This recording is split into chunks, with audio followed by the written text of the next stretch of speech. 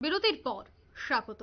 পাঞ্জাব হরিয়ানায় সব থেকে বেশি কৃষক আন্দোলন পরিলক্ষিত হয়েছে নির্বাচনের প্রাক মুহূর্তে। নির্বাচন মিটতেই শপথ গ্রহণের পর আবারও মাথা তুলে দাঁড়াচ্ছে সেই আন্দোলনগুলি। তাই তারই আগে প্রধানমন্ত্রী নরেন্দ্র মোদী এবার বারাণসীতে যাচ্ছেন কৃষক সম্মেলনে যোগ দেবেন বলে এমনটাই জানা যাচ্ছে। 18ই জুন তিনি বারাণসীর সেই সম্মেলনে যোগ দেবেন। কৃষক আন্দোলন থামাতেই কি এই পদক্ষেপ নেবেন প্রধানমন্ত্রী নরেন্দ্র মোদী?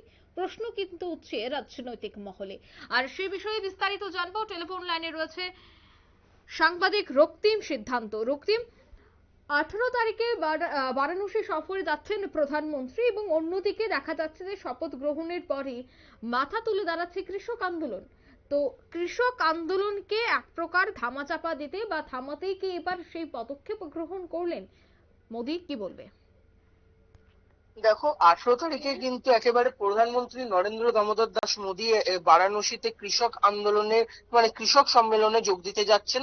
এবং সেই কৃষক সম্মেলন থেকে দেশের যে সমস্ত কৃষক রয়েছে সেই সমস্ত কৃষকদের উদ্দেশ্যে তিনি একটি বড় ঘোষণা করতে চলেছেন বলে এখনো পর্যন্ত আমরা সূত্র মারফত জানতে পারছি।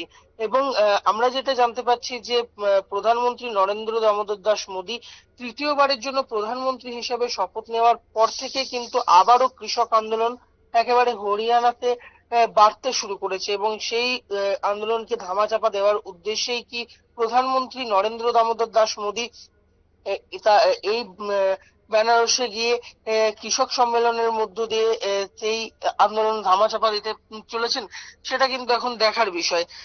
তবে আমরা দেখেছিলাম 2024-এর লোকসভা নির্বাচনের আগে কৃষক আন্দোলন কিন্তু একটা বড় ফ্যাক্টর হয়ে দাঁড়িয়েছিল, এবং সেই বড় ফ্যাক্টর হিসেবে দাঁড়ানোর ফলে কিন্তু কার্যত কৃষক আন্দোলনের যে সমস্ত কৃষকরা রয়েছে তারা কিন্তু তাদের দাবি তুলেছিল বারংবার।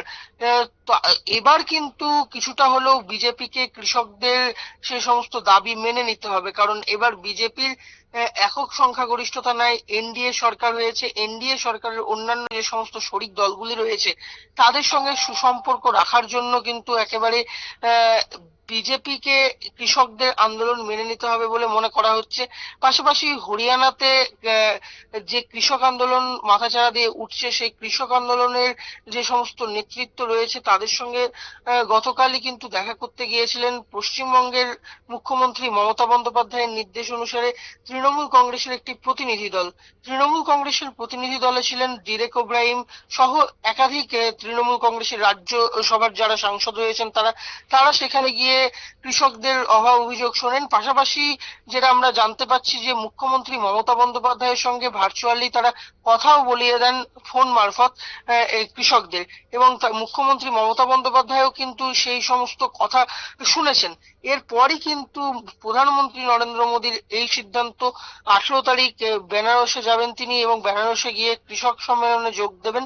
এবং যেটা আমরা জানতে পারছি এখনো পর্যন্ত, যদিও পিএমও বা বিজেপির পক্ষ থেকে এখনো পর্যন্ত ঘোষণা করা হয়নি যে সেদিন মোদী গিয়ে কোনো একটি বড় ঘোষণা করতে চলেছেন, তবে যে জল্পনা থাকছে সেই জল্পনাতে কিন্তু এটি মনে করা হচ্ছে যে প্রধানমন্ত্রী নরেন্দ্র মোদী 18 তারিখে বেনারসের যে কৃষক সম্মেলন সেই কৃষক সম্মেলনে গিয়ে একেবারে কৃষকদের উদ্দেশ্যে বড় ঘোষণা করতে চলেছেন। একদম, ধন্যবাদ রক্তিম। কৃষকদের উদ্দেশ্যে বড় ঘোষণা করতে চলেছেন প্রধানমন্ত্রী, এমনটাই সূত্র মারফত খবর।